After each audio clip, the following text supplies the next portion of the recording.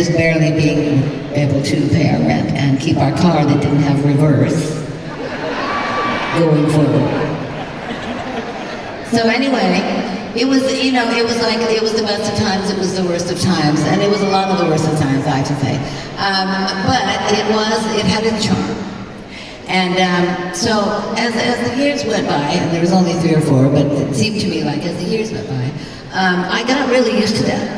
So on the last day of 1974, when Fleetwood Mac, when Mick Fleetwood actually called, and I made sure that I answered the phone because our producer told us that he was going to call, and I already knew because Lindsay had said to me, I don't really want to join them.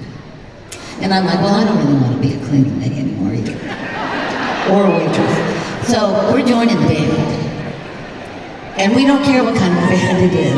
If it's bluegrass, a country band, a ballroom band, we don't care, we're joining. And he's like, harumph, right? And I'm going like, I'm answering the phone. Hello?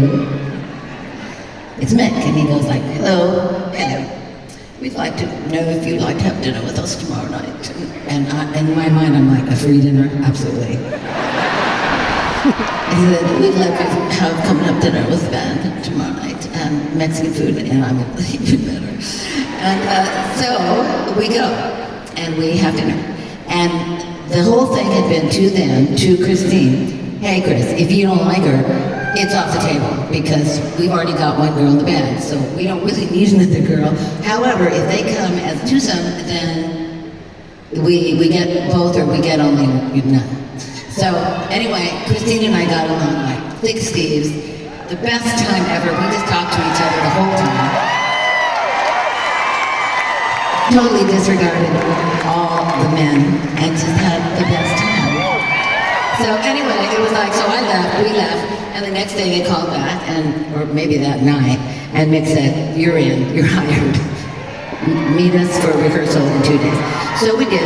We went into rehearsal, and which was great, and we all had tons of songs, so it was really great.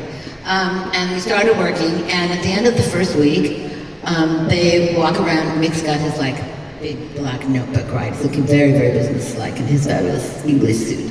And he's like, "Will you sign this, darling?" And he gives me $200. And Lindsay's standing next to me, and I'm like, "Oh, $200, thank you so much."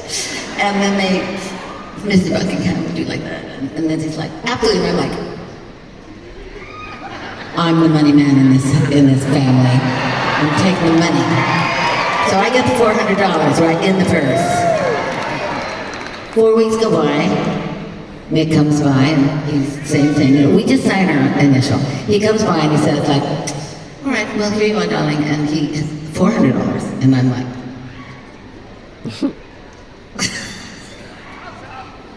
Thank you so much. And then he goes to give it to them, and he says, so that's $800. $800 in the purse for survival.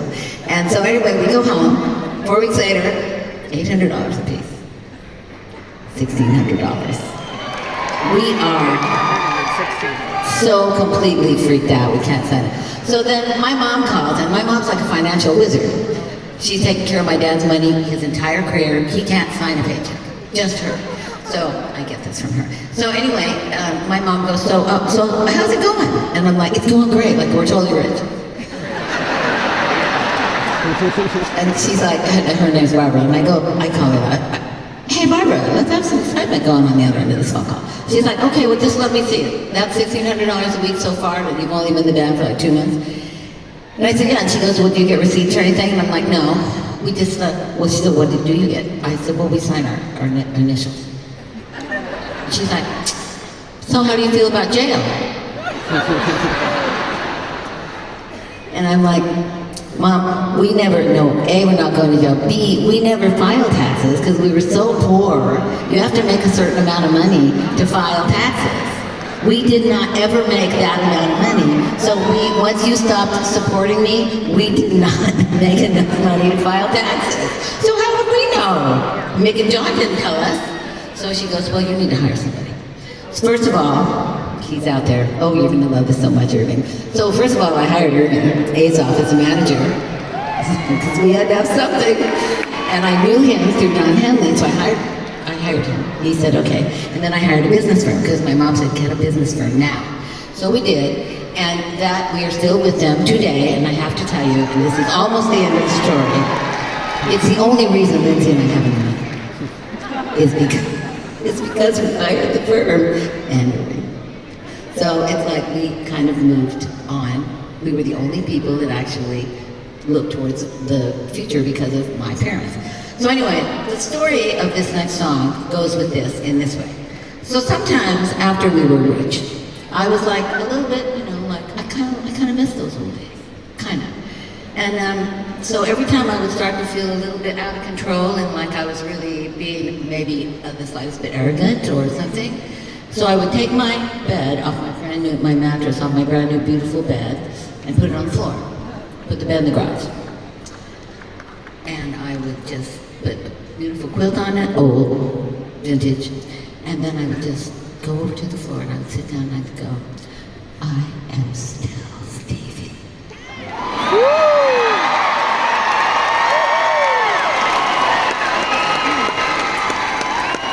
And to this day, every once in a while, I do exactly that. I put the bed in the garage, I put the mattress on the floor, and I just sit down by myself and go like, you're still her, I'm pretty sure.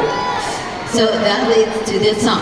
This song is about nomadic gypsies who face a lot of trials and tribulations, usually have no money, seldom even have a gypsy wagon, and so you might like this person or not.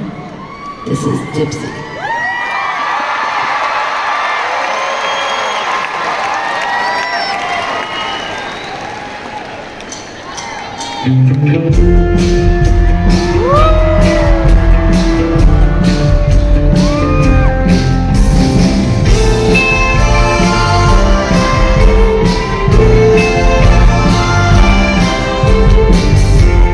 So I'm back to the